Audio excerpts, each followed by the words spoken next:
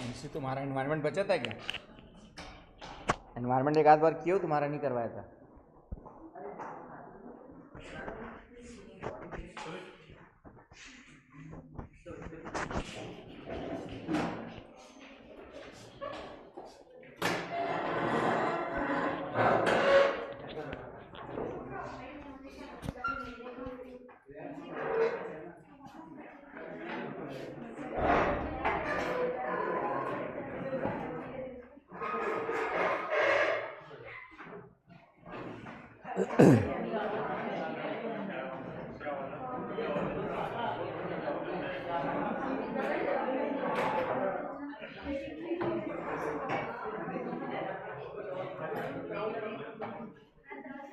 हो गया?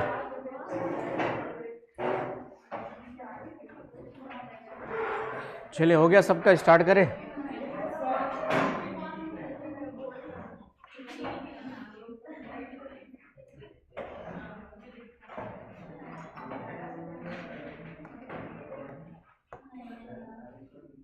तो ठीक है, तो एनवायरनमेंट स्टार्ट करना है, एनवायरनमेंट एंड इकोलॉजी।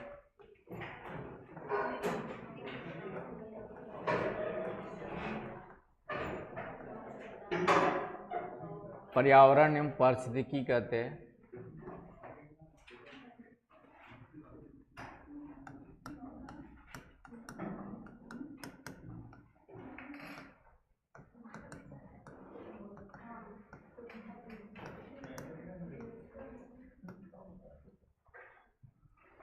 तो ये आपका प्रीलिम्स में तो सिर्फ इतना ही लिखा होगा। प्रीलिम्स में सिलेबस में क्या लिखा है? ठीक है, प्रीलिम्स में तो सिर्फ इतना ही लिखा होगा, जैव विविधता टॉपिक लिखा होगा, पर्यावरण पारिस्थितिकी मुद्दे करके लिखा होगा, biodiversity and environmental ecological issues करके लिखा होगा, और क्लाइमेट चेंज वाला टॉपिक लिखा शायद, है ना? क्या लिखा है?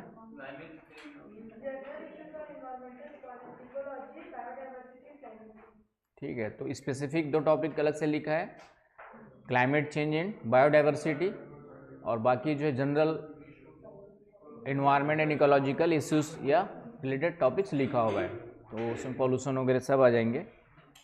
और मेंस में जीएस पेपर 3 में, है ना, मेंस में जो है जीएस पेपर 3 में कुछ टॉपिक्स है, इसमें भी बायोडाइवर्सिटी होगा, इसमें भी लिखा होगा, और एनवायरमेंटल इकोलॉजिकल इश्यूज लिखा होगा, और EIA करके कॉन्सेप्ट है, एनवायरमेंटल इम्पैक्ट असेसमेंट, पर्यावरणीय प्रभाव मूल्यांकन करके एक टॉपिक होगा। पेपर 3 देखेंगे, जीएस पेपर 3 में एनवायरमेंट से रिलेटेड कुछ टॉपिक्स दिए हुए हैं।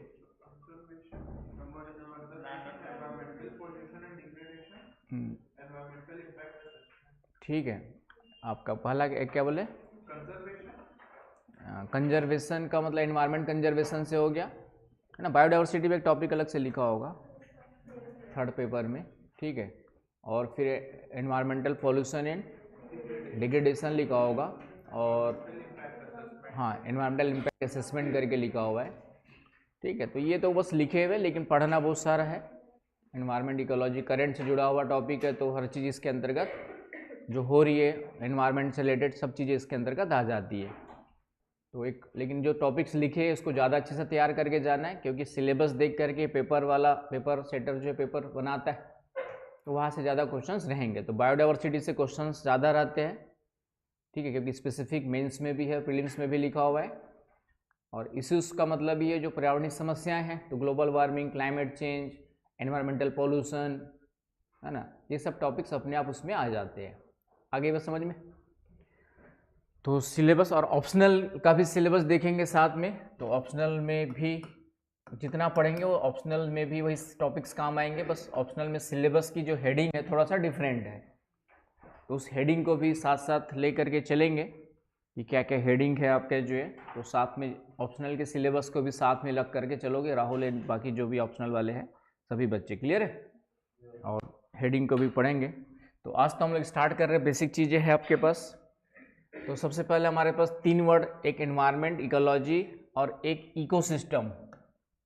तीन शब्द है, पहले उसको समझिए, तीनों में क्या संबंध है, तीनों में क्या डिफरेंस है। एंड पारिस्थितिकी तंत्र, एनवायरमेंट, इकोलॉजी एंड इकोसिस्टम, तीन शब्द जनरली यूज होते हैं। तीनों का सेंस यदि यूज करेंगे तो लगभग सेम है, लेकिन थोड़ा सा डिफरेंस तीनों में पाया जाता है। तो सबसे पहले बताओ, एनवायरनमेंट या पर्यावरण का मतलब क्या होता है? बताओ।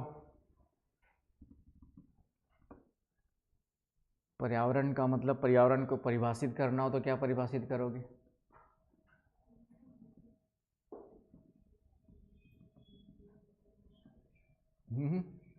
इतने सोच में कैसे बढ़ गए भाई?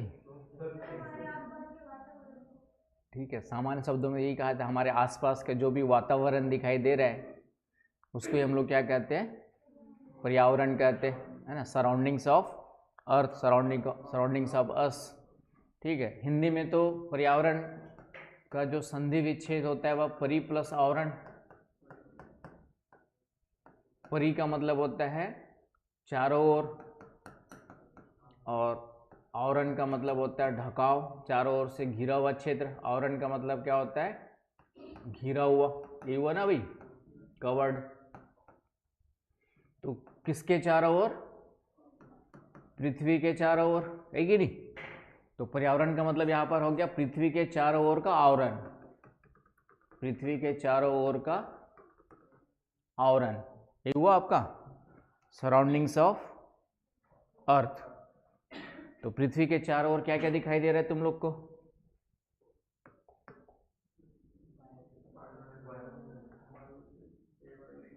पृथ्वी के चारों ओर क्या क्या चीजें दिखाई दे रही है?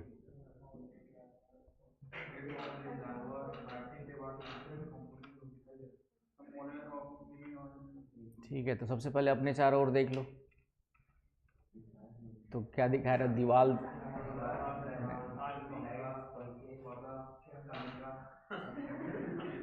पहले तो इंसान दिखाई दे रहा है ना भाई, तो पहले तो मनुष्य दिखाई दे रहा है। मनुष्य प्राकृतिक है कि तो पहला तो आ जाएगा प्राकृतिक, नेचुरल, प्राकृतिक पर्यावरण।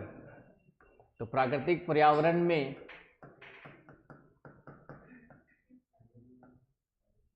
आएगा, और दूसरा जो है, जो टेबल चेयर दीवाल आपने बोला वो मानव निर्मित है। दीवाल वगैरह जो बोला हुआ क्या है आपका जो है, तो कृत्रिम पर्यावरण हो गया, आर्टिफिशियल हो गया, मैन मेड हो गया आपका जो है।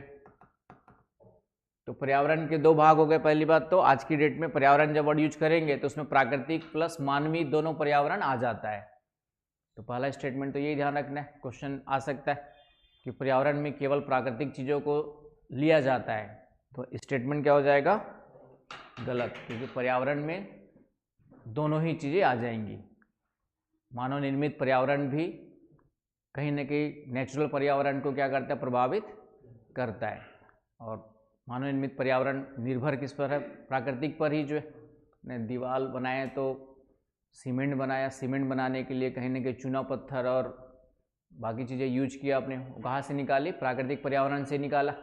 प्लास्टिक भले हमने बनाया, लेकिन प्लास्टिक बनाने के लिए जो केमिकल्स और जो भी बने होंगे कहाँ से बना? प्राकृतिक पर्यावरण से ही बनाया हमने जो। तो जो मानव निर्मित जितनी भी चीज़ें हैं वो सब कुछ प्राकृतिक पर्यावरण से ही लेकर के हमने चीज़ों को बनाया हुआ है। तो दोनों निर्भर भी है कि नहीं? अब प्राकृतिक पर्यावरण में और क्या क्या दिखाई दे रहा है आपका, पहले सोचिए। तो प्राकृतिक में एक तो जीवित चीजें दिखाई दे रही है ना, दिखाई दे रही है जीवित चीजें। अपने आप खुद को रख लो और आसपास चूहा, बिल्ली, चींटी वीटी सबको रख लो। आया समझ में? तो प्राकृतिक में भी दो चीजें दिखाई देंगे, एक तो जीवित और दूसरा अजीवित। तो जीवित में सब आ जाएंगे। क्या चीज? काय का साइन? कौन सी जमीन जायदाद मेरी लिखवा रहे अपने नाम? अच्छा, किसका है ये?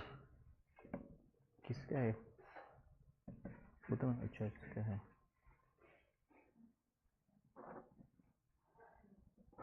अकाउंट नंबर वगैरह चेक कर लेना। ठीक है।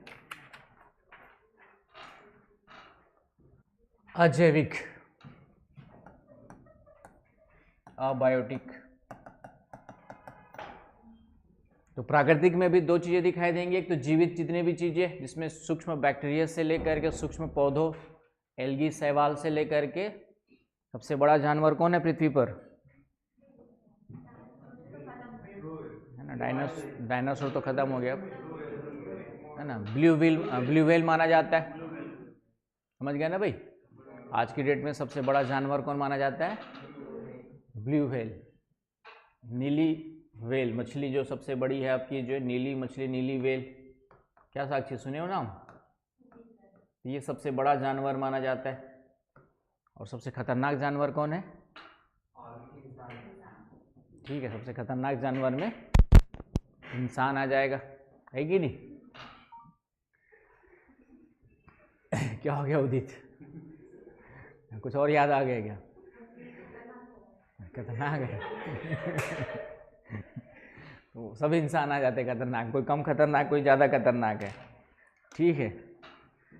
चलिए, तो कहने का मतलब तो इस तरीके से जैविक चीज़ों में सब कुछ आ गया आपका, जितने भी जीवित चीज़ें हैं तो प्राकृतिक पर्यावरण का भाग हो गए, और अजैविक में जितने भी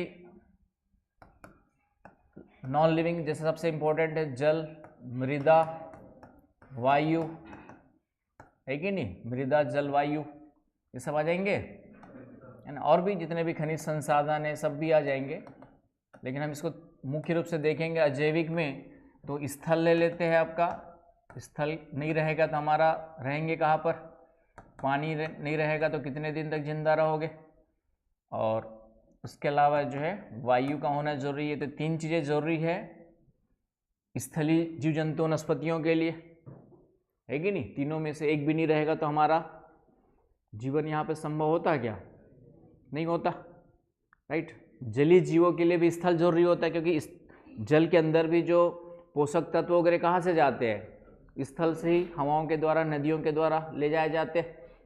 तो इस तरीके से जीवन जीने के लिए इस अजैविक तत्वों का होना जरूरी है। तो इसीलिए पर्यावरण दोनों का कॉम्बिनेशन है। तो ये हो गया आपका प्राकृतिक। फिर इस पर हमने कुछ मानविक पर्यावरण बनाया, तो जो भी आपका आसपास आपका बिल्डिंग से लेकर के, है ना, जो बिल्डिंग है, घर है आपका, उससे लेकर के जितनी भी चीज़ें दिखाई दे रही सब किस में आ जाएंगी, आपकी जो है कृत्रिम पर्यावरण का भाग हो जाएंगी। तो आज की डेट में पर्यावरण शब्द में प्राकृतिक और मानवीय दोनों चीज़ें आ जाती है। क्लियर पॉइंट आपका, ये हो गया पर्यावरण। कोई समस्या यहाँ तक क्लियर हो गया पॉइंट, चले आगे। अब दूसरा वर्ड हमारे पास है पारिस्थितिकी और पारिस्थितिकी तंत्र। पारिस्थितिकी, इकोलॉजी और पारिस्थितिकी तंत्र। तो हिंदी में याद रखना, इसी को शॉर्ट फॉर्म में पारितंत्र भी कहते हैं आज की डेट में। इकोसिस्टम या लंबा वर्ड, वो नाम लंबा था, पारिस्थितिकी तंत्र करके लंबा होता था, तो उसी को शॉर्ट फॉर्म क्या कर दिया गया, पारितंत्र। हाँ, शॉर्ट्स का जमाना है ना भाई आजकल, गुड मॉर्निंग को जीएम लिखते हैं हम लोग, है ना। मम्मी का मॉम हो गया, पापा का क्या हो गया, पॉप हो गया, ब्रदर का ब्रो हो गया, सिस्टर का सिस हो गया, है कि नहीं। तो उसी प्रकार पारिस्थितिकी तंत्र करके लंबा शब्द हो जाता है, उसका हमने शॉर्ट फॉर्म क्या कर दिया है, पारितंत्र। तो हिंदी वाले कंफ्यूज नहीं होंगे, पारिस्थितिकी तंत्र और पारितंत्र दोनों एक ही है, सिनोनिम्स है आपका। क्लियर हुआ, इंग्लिश में इकोसिस्टम है। तो दोनों में क्या डिफरेंस है ये देखते हैं, पारिस्थितिकी तंत्र और पारिस्थितिकी। तो ये लास्ट में लॉजी लगा है, इसका मतलब स्टडी हो गया। लास्ट में क्या लगा है आपका, जो है लॉजी वर्ड यूज किया हुआ है। तो स्टडी किसका, स्टडी इसका, हाँ, तो इकोसिस्टम का। तो उस विषय को हम लोग क्या बोलेंगे, इकोलॉजी कहेंगे। तो इकोलॉजी जो है एक विषय है, वह विषय जिसमें संपूर्ण पारिस्थितिकी तंत्र का अध्ययन किया जाता है। संपूर्ण पारिस्थितिकी तंत्र का क्या क्या था आपका, जो अध्ययन उसके सभी पहलुओं का अध्ययन करने वाले विषय को क्या बोलेंगे हम लोग? इकोलॉजी कहते हैं। Study of complete ecosystem. आ रही बात समझ में? A subject in which we study about the all the aspects of ecosystem. तो उसके लिए वर्ड यूज करते, कौन सा करते हैं हम लोग? जो है इकोलॉजी वर्ड यूज करते हैं। आ रही बात समझ में? अब यहाँ पे जो इकोलॉजी शब्द है, ये वर्ड किसने क्वाइन किया था? ये कभी कभार कई एग्जाम से पूछ देता है। तो this word is given by Ernest Haeckel. Ernest Haeckel ने दिया था आपका जो है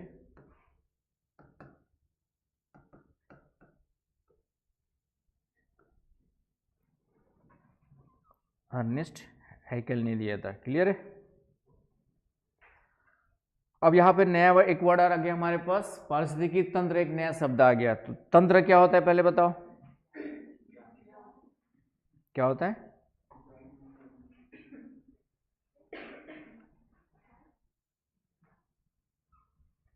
क्या बोलो, जल्दी बोलो।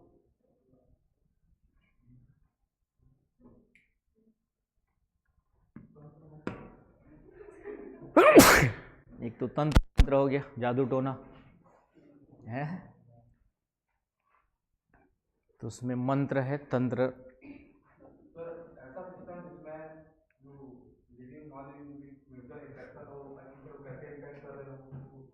तो वो इकोसिस्टम की परिभाषा, तंत्र सिस्टम का मतलब क्या हुआ? एक तो आपका जो है administrative system, political system word use करते हैं। तो सिस्टम, वहाँ पे सिस्टम वर्ड क्यों यूज करते हैं वहाँ पर?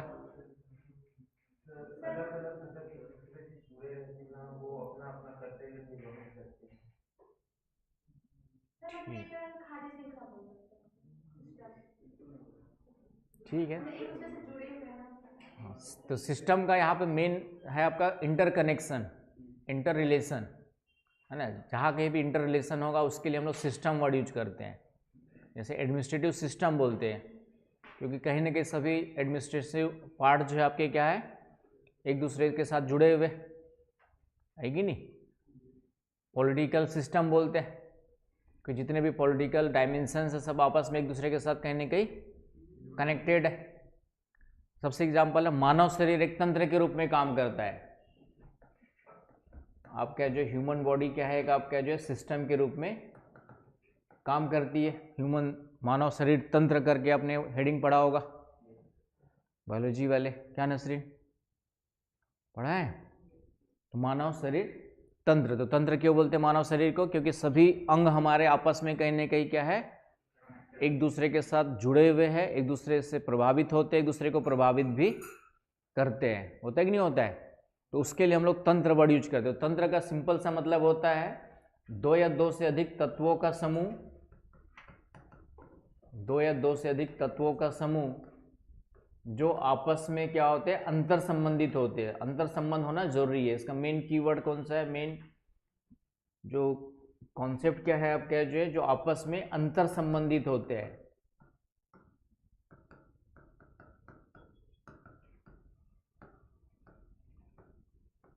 जो आपस में क्या होते हैं, इंटर रिलेटेड होते हैं। Group of two or more than two elements, group of two or more than two elements having inter relation among them, having inter relation among them. आ रही बात समझ में?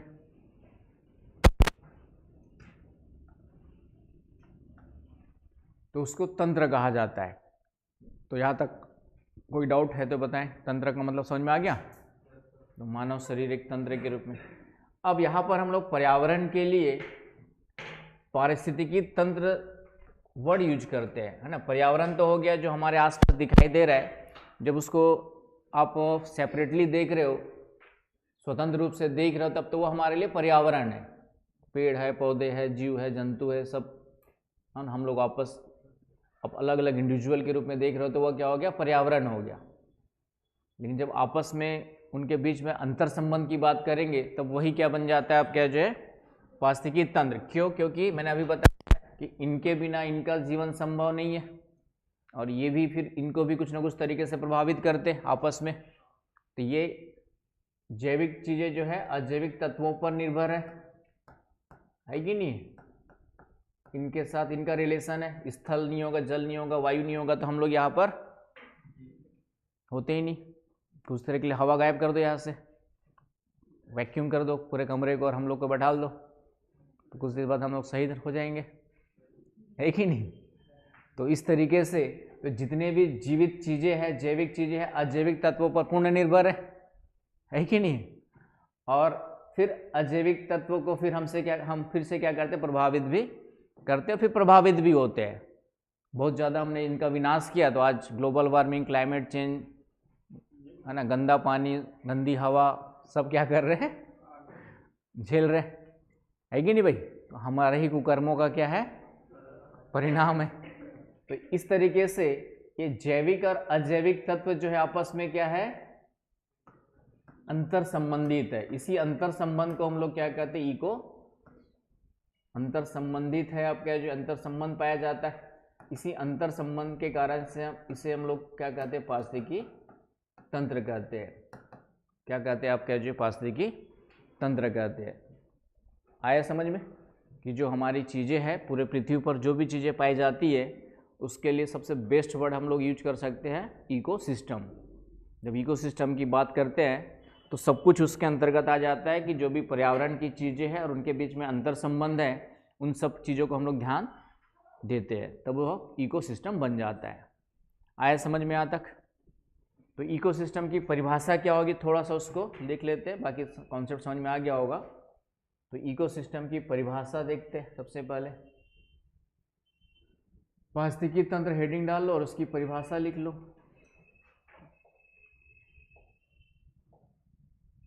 इकोसिस्टम, और यहाँ पारिस्थितिकी तंत्र जो है इसकी एक लाइन परिभाषा आपको अच्छी परिभाषा पता होना चाहिए, क्योंकि मेंस में भी क्वेश्चन आता है। पारिस्थितिकी तंत्र के प्रकार देखेंगे अभी, और फिर उसके बाद पारिस्थितिकी तंत्र के घटक देखेंगे। तो ये ऑप्शनल में एक टॉपिक में सिलेबस में दिया होगा, नहीं दिया होगा तो भी ऑप्शनल में क्वेश्चन आता है कि पारिस्थितिकी तंत्र क्या होता है, उसके घटक क्या होते हैं, ये क्वेश्चन बनता है आपका जो है। आया समझ में? अब बहुत ही सरल क्वेश्चन होता है बच्चों वाला। तो सबसे पहले पारिस्थितिकी तंत्र जो शब्द है ये दिया था ए.जे. टांसले ने। ए.जे. टांसले ने इस शब्द को दिया था। एग्जाम में कंफ्यूज करता है हैकल के साथ। तो हैकल ने इकोलॉजी वर्ड दिया था, है ना, और इकोलॉजी शब्द क्या भी लिख लीजिए, ग्रीक वर्ड है इकोलॉजी। वहाँ पे आता हूँ, फिर से पीछे चलते थोड़ा सा। इकोलॉजी जो वर्ड मैंने बताया था, ये जो इकोलॉजी वर्ड है वह ग्रीक वर्ड है ना। इकोलॉजी जो वर्ड है वह क्या आपका जो है एक ग्रीक शब्द है। ये भी ध्यान रख लो कि कौन सी चीज़ कहाँ फंसा देगी पता नहीं रहता। यूपीएससी का क्वेश्चन जो होता है, इकोलॉजी जो वर्ड है ये एक ग्रीक शब्द ऑक्योलॉजी से पैदा हुआ है।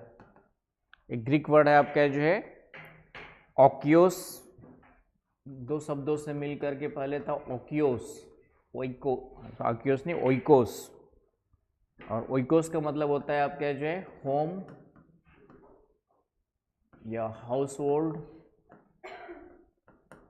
या एनवायरमेंट। इसका मतलब क्या होता है? ओइकोस का मतलब होता है आपका जो है हाउस, होम या एनवायरमेंट।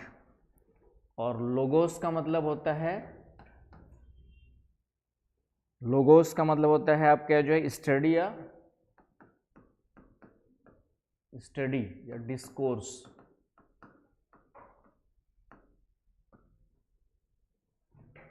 तो ये भी कई जगह पूछा हुआ है कुछ एग्जाम्स में।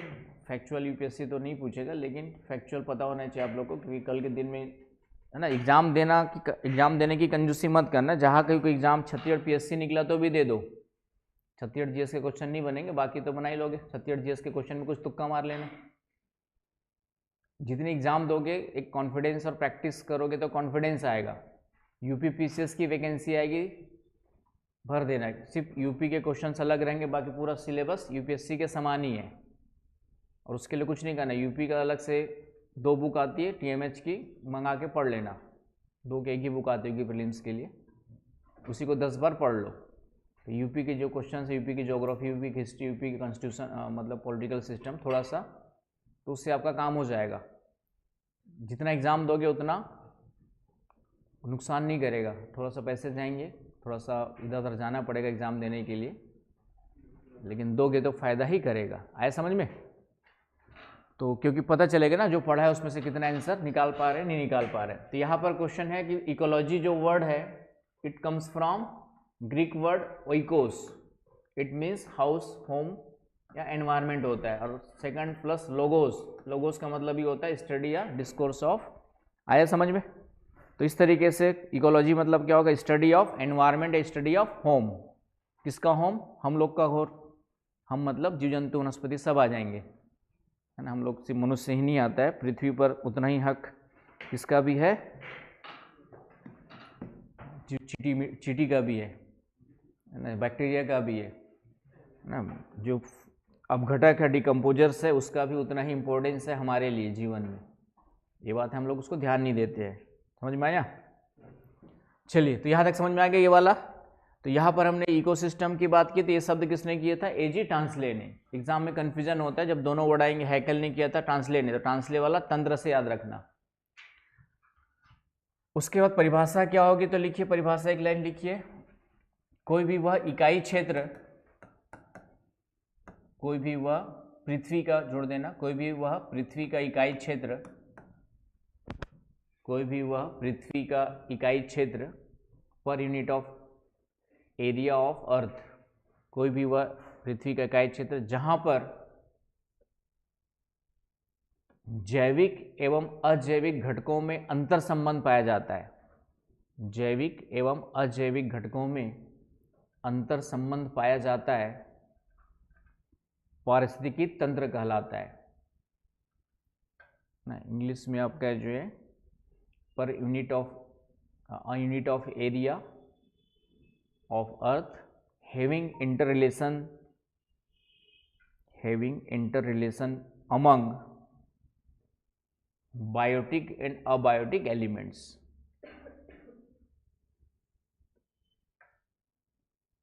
आया समझ में? उसको हम लोग क्या कहते हैं? इकोसिस्टम। तो इकोसिस्टम की परिभाषा में पहले हमने लिया कोई भी इकाई क्षेत्र, यूनिट ऑफ एरिया।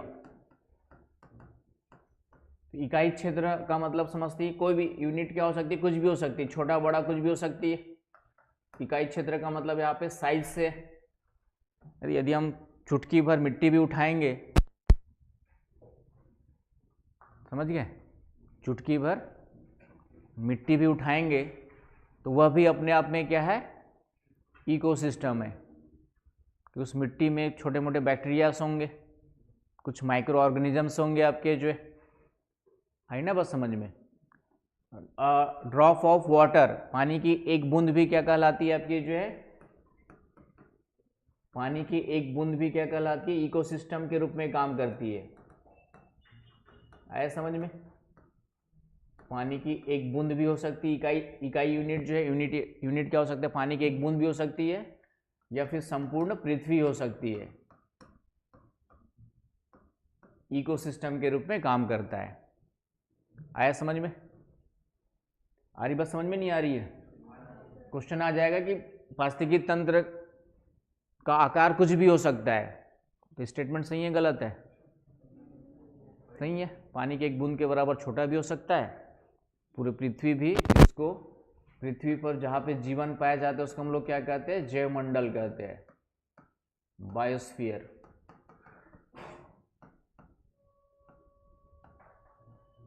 संपूर्ण पृथ्वी पर जो जीवन पाया जाता है, जीवन वाले क्षेत्र को क्या कहते हैं आपका जो है?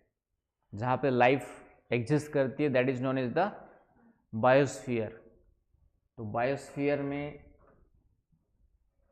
सब चीज़ें आ जाती है। कौन कौन सी चीज़ें उसको बताता हूँ। तो यहाँ तक समझ में आया आपका जो है कि यहाँ पे हमने स्टार्टिंग डेफिनेशन में लिखा हुआ है पर यूनिट ऑफ एरिया।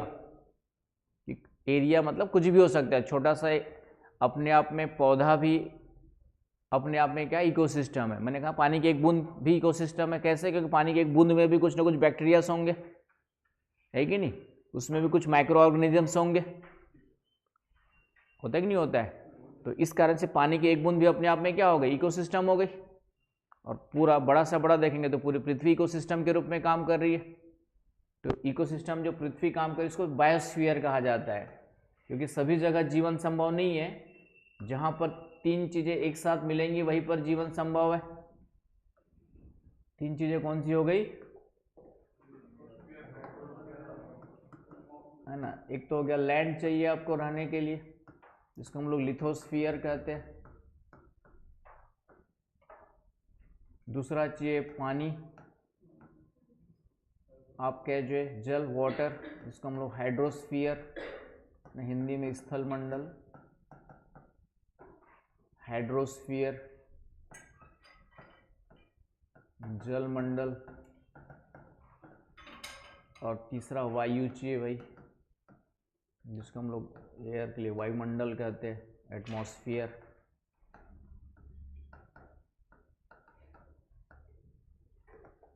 तीनों जहाँ पे कॉन्साइड करते हैं, ये वाला जो रीजन है, यहीं पर जीवन संभव होगा। इसको हम लोग क्या कहेंगे, जैवमंडल कहेंगे, बायोस्फीयर। जहाँ पे तीनों एक साथ मिलते हैं वहीं पर ही जीवन संभव हो सकता है। उसको हम लोग क्या कहते हैं, बायोस्फीयर कहते हैं। आया समझ में। तो बायोस्फीयर की परिभाषा क्या हो जाएगी, पृथ्वी का वह क्षेत्र जहां पर जीवन संभव हो। पृथ्वी का वह क्षेत्र जहां पर जीवन संभव होता है। दोज रीजन या area of earth life possible, या पॉसिबल ऑफ लाइफ फाउंड। आया समझ में। पृथ्वी का वह क्षेत्र जहां पर जीवन संभव हो, उस क्षेत्र को ही हम लोग, वह मंडल, वह क्षेत्र, वह जोन जहां पर जीवन संभव होता है। आया समझ में जैवमंडल की परिभाषा। ये सब भी क्वेश्चन आ सकता है मेंस वगैरह में, जीएस हो चाहे ऑप्शनल हो। जैवमंडल से आप क्या समझते हैं, जैवमंडल के घटकों को स्पष्ट कीजिए। तो पारिस्थितिकी तंत्र जो पढ़ रहे हैं वो जैवमंडल के रूप में ही पढ़ रहे हैं हम लोग, जो है कि नहीं। तो जैवमंडल में भी अजैविक और जैविक दोनों आ जाएंगे, क्योंकि अजैविक घटक कौन होगा, स्थल, जल और वायु क्या हो गए, अजैविक घटक हो गए, और उस पर ही हमारा जीवन पनपता है, इसलिए हम उसका पार्ट हो गए। तो जैवमंडल में चारों चीजें आ गई आपकी, है ना। तीन चीजें आ गई और एक हम लोग जीवन आ गया आपका जो है। तो जितने भी जीवित चीजें हैं, जीवित जीव एंड प्लांट सब आ गए आपका जो है। तो इसके भी दो पार्ट हो गए, जैविक एंड अजैविक। ये अजैविक हो गए आप तीनों पार्ट, और बाकी जो जीवन हो गया वो हमारे में आ जाएंगे, जैविक में आ जाएगा। आए समझ में। तो यहाँ पर सबसे बड़ा इकोसिस्टम पृथ्वी पर बात करें तो कौन सा हो जाएगा आपका, जैवमंडल, है ना। तो जैवमंडल, ये भी क्वेश्चन या स्टेटमेंट कभी आ सकता है कि सबसे बड़ा इकोसिस्टम किसे कहेंगे, वन वर्ड में क्या कहेंगे, सबसे बड़ा पारिस्थितिकी तंत्र, लार्जेस्ट इकोसिस्टम। तो उसके लिए वन वर्ड कौन सा यूज करेंगे हम लोग, जैवमंडल। आया समझ में यहां तक। तो इस तरीके से पारिस्थितिकी तंत्र की परिभाषा कवर हो गई, क्लियर हो गई। और सबसे छोटा पारिस्थितिकी तंत्र पानी की एक बूंद के बराबर भी हो सकता है, और बड़ा सा बड़ा जैवमंडल पूरा का पूरा पारिस्थितिकी तंत्र के रूप में काम करता है। आया समझ में। तो यहाँ तक कोई समस्या नहीं होनी चाहिए किसी को, है तो बताएं। अब आते हैं पारिस्थितिकी तंत्र के प्रकार में। चलूं आगे।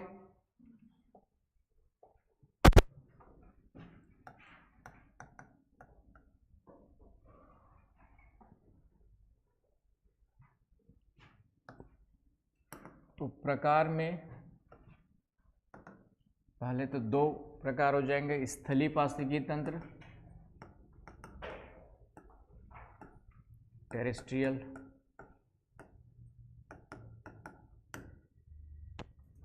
और जलीय पारिस्थितिकी तंत्र, एक्वेटिक।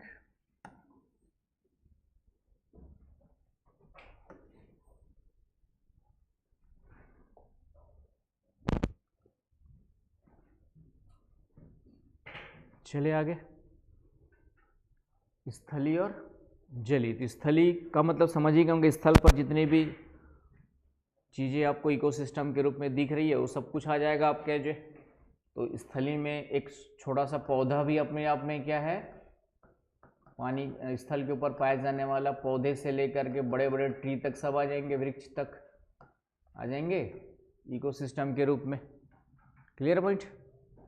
फिर स्थल पे जितनी भी चीज़ें, पर्वत, पठार, मैदान, सब अपने आप में क्या है, इकोसिस्टम है।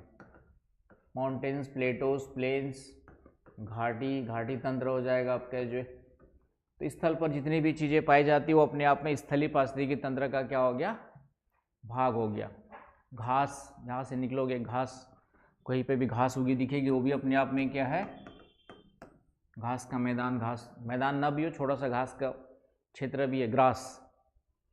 तो टेरेस्ट्रियल में आ गया आपका स्मॉल प्लांट से लेकर के लार्जेस्ट ट्री तक आ जाएगा, सब अपने आप में इकोसिस्टम है। माउंटेन्स, प्लेटोस, प्लेन्स, वैलीज, है ना, माउंटेन्स, प्लेटोस, प्लेन्स, वैलीज सब किस में आ जाएंगे आपके जो है, टेरेस्ट्रियल इकोसिस्टम में आ जाएंगे। क्लियर है पॉइंट? ठीक है, जैद लिख पा रहे हो? ठीक है, तो यहाँ तक कोई समस्या? अब आ जाते हैं जली में। तो जली को सबसे पहले हम दो भागों में डिवाइड करते हैं। एक आपका मीठे पानी वाला फ्रेश वाटर,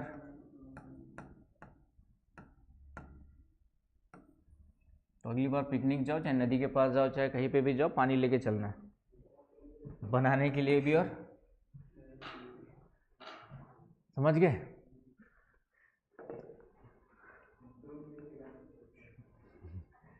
अब क्या होता है कि नदी में जो बीच का पानी है ज़्यादा क्लीन होता है, या तो बीच के पानी में जा के पानी निकाल के ठीक है धोने वोने के लिए यूज करो तो कोई नुकसान नहीं है। लेकिन किनारे पे क्या है, फिर वो रेत लोग आते जाते रहते हैं, तो वहाँ पर क्या होता है, पूरा का पूरा उतना साफ नहीं हो पाता है। तो मीठे पानी का क्षेत्र आ जाएगा। दूसरा आपका जो है खारे पानी का, लवणीय,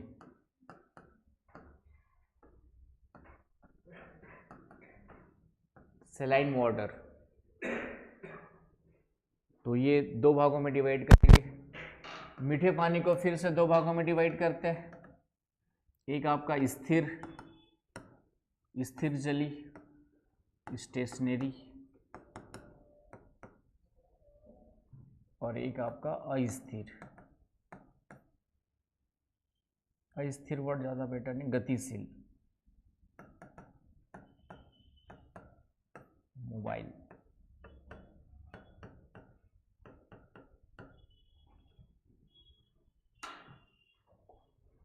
तो स्थिर में क्या क्या आएंगे,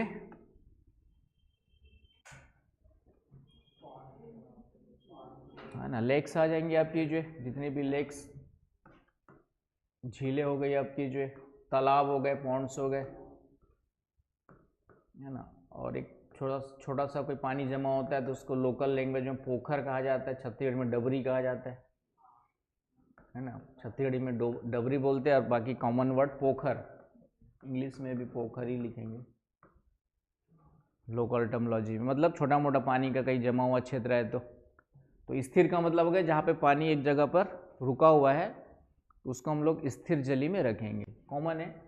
गतिशील में इसका उल्टा समझ ही गए होंगे, नदी आ जाएगी, वाटरफॉल्स आ जाएंगे, झरने आ जाएंगे, है कि नहीं। नदी, जलप्रपात, झरने सब किस में आएंगे आपके, रिवर्स, वाटरफॉल, स्प्रिंग्स। झरने का इंग्लिश होगा स्प्रिंग, रिवर्स, वाटरफॉल, स्प्रिंग्स वगैरह किस में जाएंगे आपके जो है, मूविंग में आ जाएंगे। आया समझ में? तो इस तरीके से मीठे पानी में दो अलग अलग प्रकार हो गए, जो सिंपल क्लासिफिकेशन है। लवणी में आ जाएंगे तो लवणी में सबसे पहला तो ओशियंस जानते ही आप लोग, जो सबसे बड़ा, फिर समुद्र उसी के पार्ट हो गए, फिर खारे पानी की झीलें हो गई आपकी जो है कि नहीं। और खारे पानी की झीलों को ही एक तो लेगुन भी कहते हैं और आंतरिक है तो नहीं भी, लेगुन झीलें आ जाएंगी। एक मैंने वर्ड बताया था बैक वाटर, पश्च जल। इस समुद्र का पानी भी स्थलीय भागों में क्या हो जाता है, रुक जाता है तो उसको बैक वाटर कहते हैं। तो कभी झील वगैरह नहीं लिखा रहेगा, दिखा रहेगा बैक वाटर। तो बैक वाटर भी किसका एग्जाम्पल हो गया? सेलाइन, है ना, लेक टाइप का ही हो गया वो भी, और उसका एग्जाम्पल हो गया। तो ये कुछ वर्ड्स है जिसको याद रखना है आपको, जो है बैक वाटर वगैरह।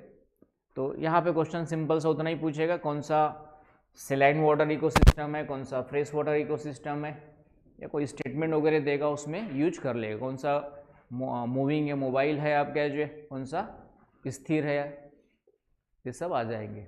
आया समझ में? तो इस तरीके से इन चीज़ों को यूज करना है। तो ये हो गया आपका। मिताली नहीं आई खुशबू? पहली क्लास में गोल रहेगी और फिर पूरा एनवायरनमेंट इकोलॉजी 15-20 एक महीना चलेगा उसमें। हाँ, तो नया टॉपिक जब स्टार्ट होता है तभी उसको घर जाना होता है, और फिर पूरे सिलेबस में फिर उसको बेसिक कॉन्सेप्ट इकोसिस्टम बार बार यूज करूँगा। ठीक है, तो या तो वीडियो देख लेंगे तो समझ में आ जाएगा, तो वही घूमते रहेगा दिमाग फिर। चलिए, ये हो गया, क्लियर हो गया आपका। तो ये हो गया आपका जो है प्रकार में। तो ये एक सिंपल सा क्लासिफिकेशन है, कई मेंस वगैरह में इकोसिस्टम, टाइप्स ऑफ इकोसिस्टम वगैरह पूछेगा। तो ये वैसे देखेंगे तो प्राकृतिक हो गया, एक कृत्रिम इकोसिस्टम भी बन सकता है प्रकार में। ये पहला जो हमने क्लासिफिकेशन किया वो किसका हो गया? प्राकृतिक, नेचुरल इकोसिस्टम हो गया। और एक दूसरा कृत्रिम भी बन सकता है, मैन मेड। तो कृत्रिम में क्या आएगा आपका? जैसे कृषि है, तो कृषि किस में आएगा आपका? आर्टिफिशियल में आएगा, मानव निर्मित में आएगा।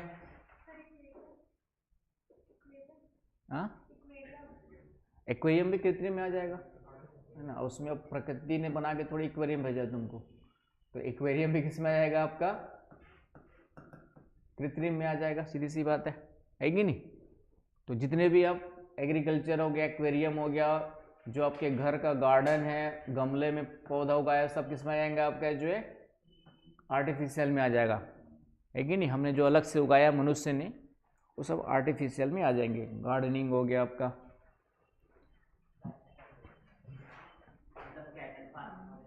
हाँ, कैटल फार्मिंग वगैरह सब आ जाएंगे। मैंने कल शार्क टैंक देख रहा था, उसमें एक, हाँ, उसमें घर पे ही सब कुछ कैसे खेती किसानी एआई का यूज करके उसने पूरा ऑटोमेटिकली बना रखा था। ठीक है, उसमें सिर्फ महीने में एक बार पानी देना है, फिर ऑटोमेटिकली वो अपना पौधा जो है डेवलप करते रहता है। तो बेचारे ने बहुत मेहनत की थी, लेकिन उसको शार्क टैंक वालों ने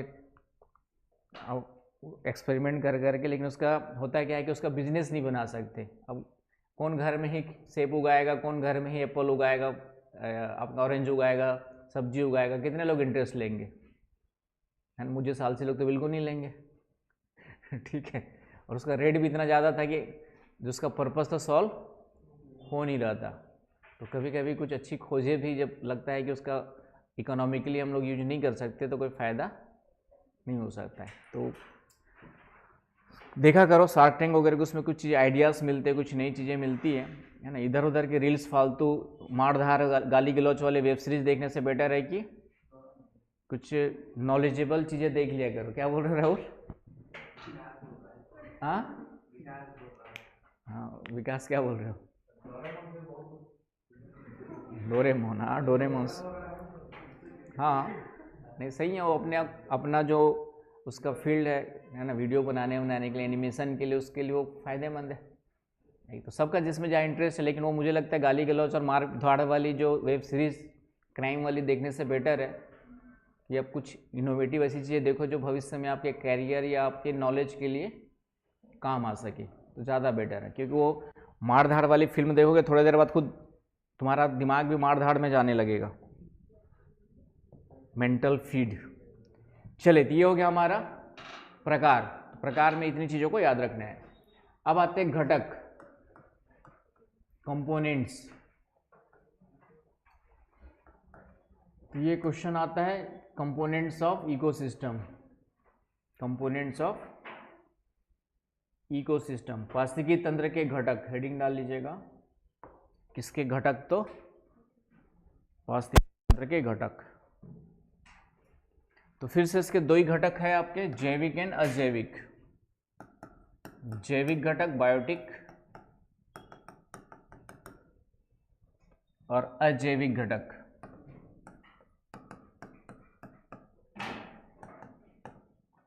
अबायोटिक।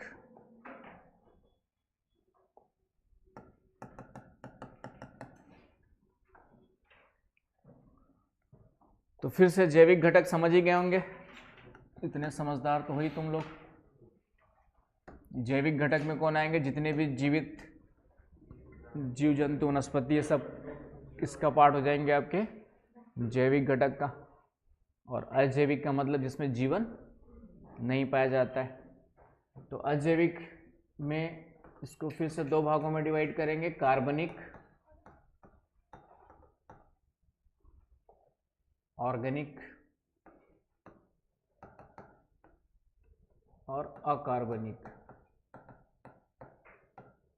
इसको डिटेल पढ़ते हैं अभी। इनऑर्गेनिक, इसको भी दो भागों में डिवाइड करेंगे, कार्बनिक और अकार्बनिक, तो उसको बाद में पढ़ते हैं। अब आते हैं जैविक में। तो जैविक में जितने भी जीव जंतु वनस्पति पाए जाते हैं, सबसे पहले उसको हम लोग दो भागों में डिवाइड करते हैं, एक स्वपोषी ऑटोट्रॉफ्स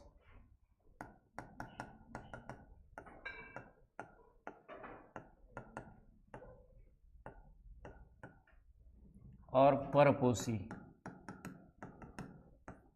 हेट्रोट्रॉफ्स।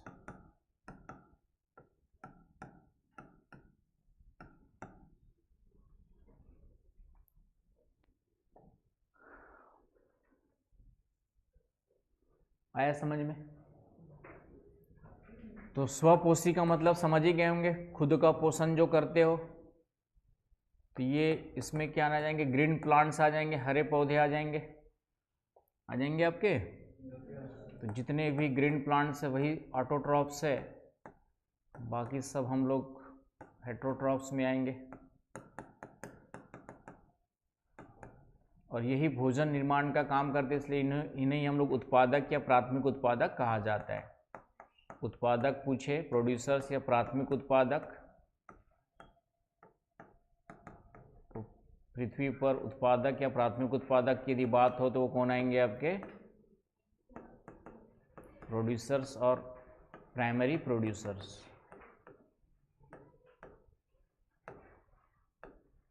आया समझ में? तो ये हो गए आपके स्वपोषी। तो तुम लोग क्या हो, स्वपोषी हो कि परपोषी हो? ठीक है, परपोषी हो। ऐसे भी अभी पूरी तरह परपोषी हो, घर वालों पे डिपेंडेंट हो तो क्या स्नेहा, हो गया एग्जाम कंप्लीट पूरी? इंटरनल हो। इंटरनल में क्या करवाते हैं? किस चीज़ का एग्ज़ाम?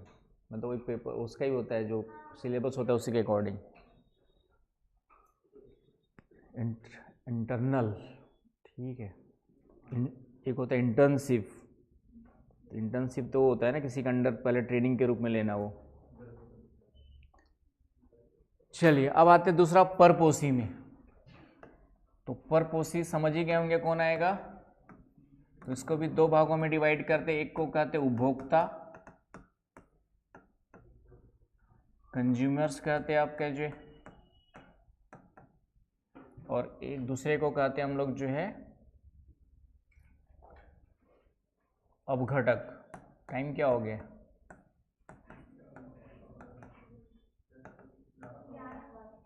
11:07 हो गया है। ठीक है, कुछ दिन अभी बस 2-4 दिन तो अभी अखिलेश सर है, उसके बाद तो फिर मेरी क्लास लंबी चलेगी, समझ गए ना। सैटरडे तक तो अखिलेश सर छुट्टी में चले जाएंगे, सैटरडे के बाद।